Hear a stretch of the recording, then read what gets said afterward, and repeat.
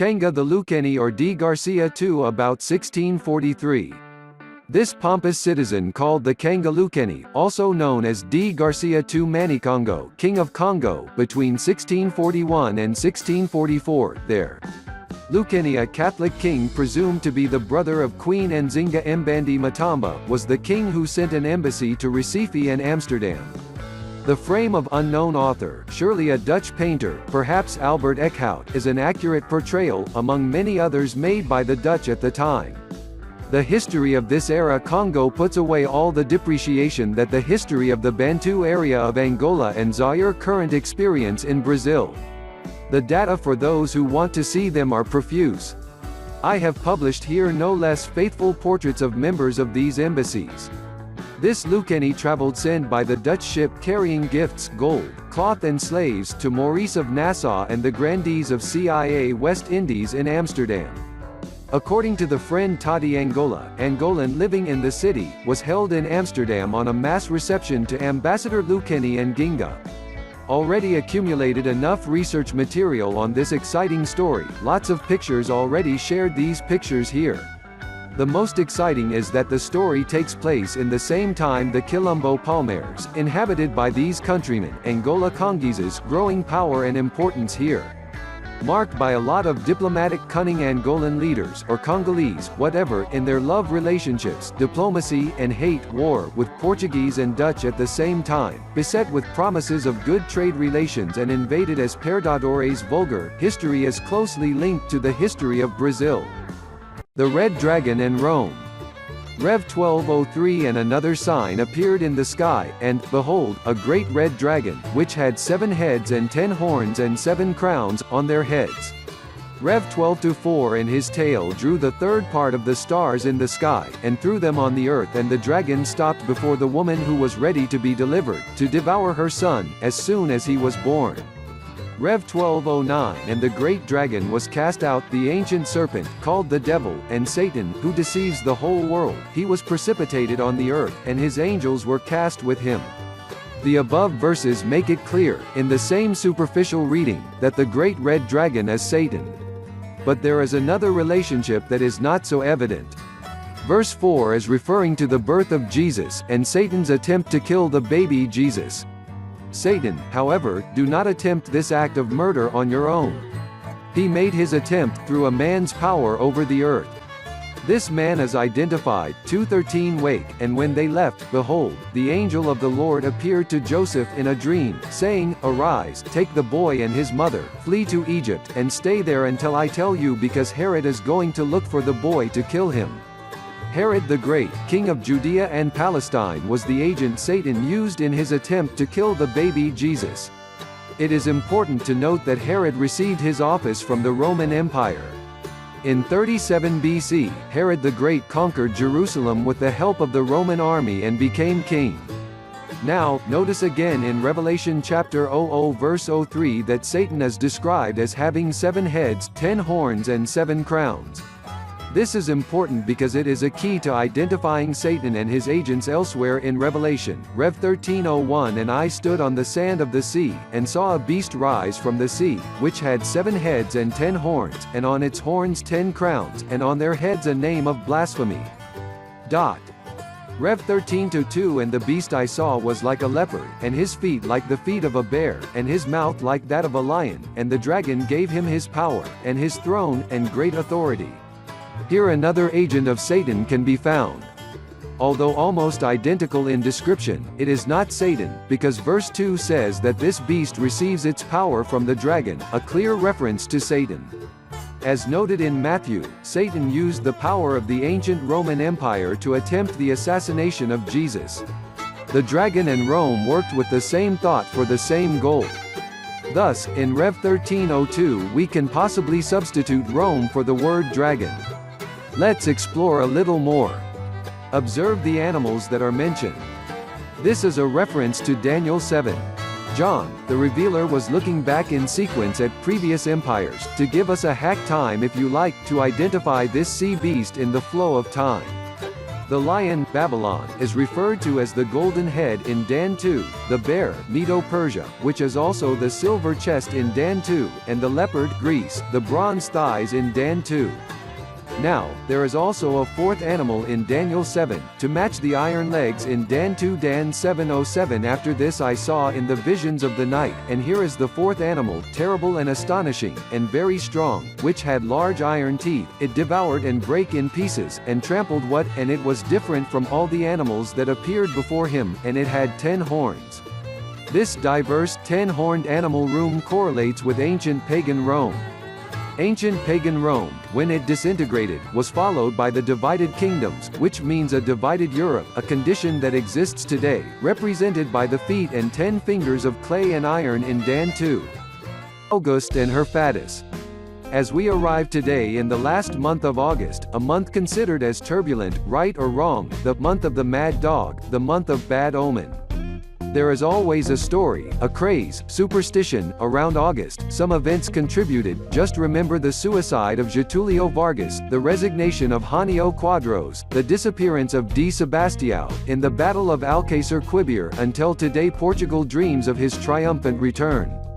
Augusto's death occurred on Sextilis, the previous name of the month. Absorbed in these reflections, I went, out of curiosity, to research the origins of these names. August, the month of Augusto Caesar, Gaius Julius Caesar Octavianus Augustus, effectively the first Roman emperor, thus consecrated with the name on the calendar, just after July, by Julius Caesar. So talk to us, for centuries and centuries, surviving the reforms, great changes in the world, but that the inspiring empire, bequeathed us, even, in the name of the months.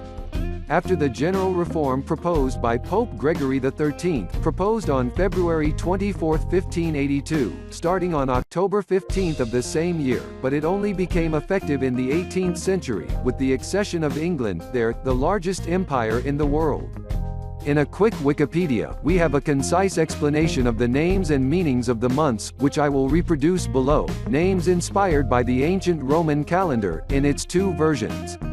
The first, known as Romulo's calendar, founder of Rome, implanted in 753 BC. The second, the Julian calendar, created by Julius Caesar in 46 BC, changed by Augustus in 8 AD, thus being the due names and their inspirations. Months of the year. Source: Wikipedia. January, Janus, Roman god of doors, passages, beginnings, and ends. February, Februus, the Etruscan god of death. Februarius, mensis, month of purification, in Latin, seems to be a word of Sabine origin and the last month of the Roman calendar prior to 45 BC. Related to the word fever. March, Mars, Roman god of war.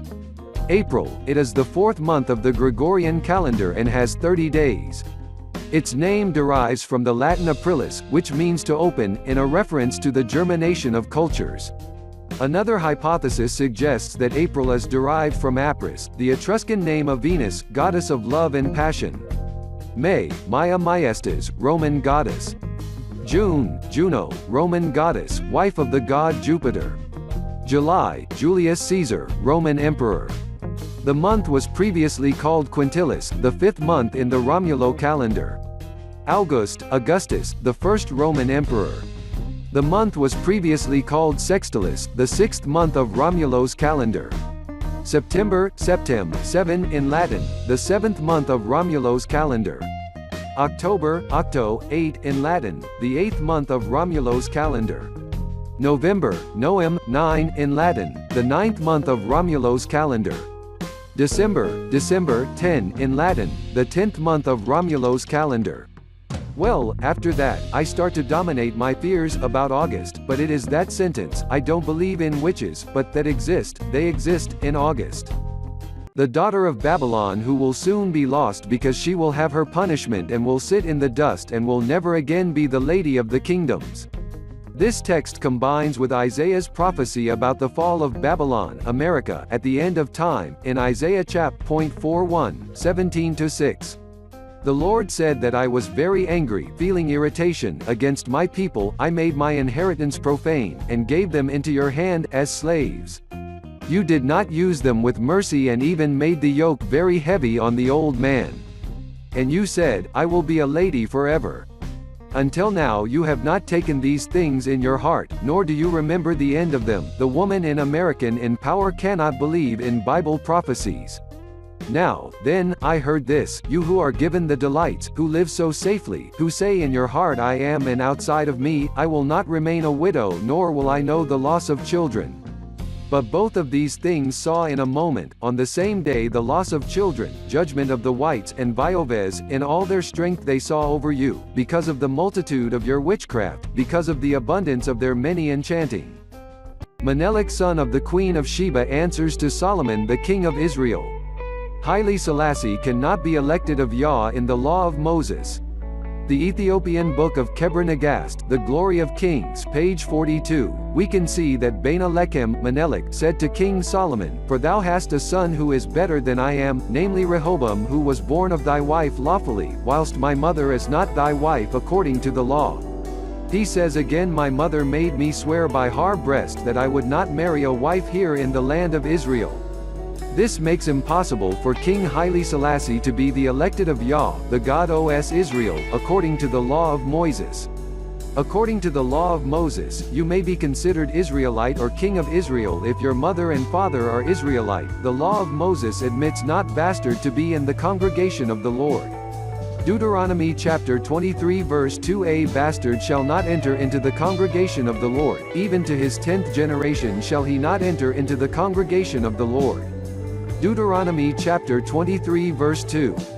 2 No one born of a forbidden, bastard marriage nor any of their descendants may enter the assembly of the Lord, not even in the 10th generation.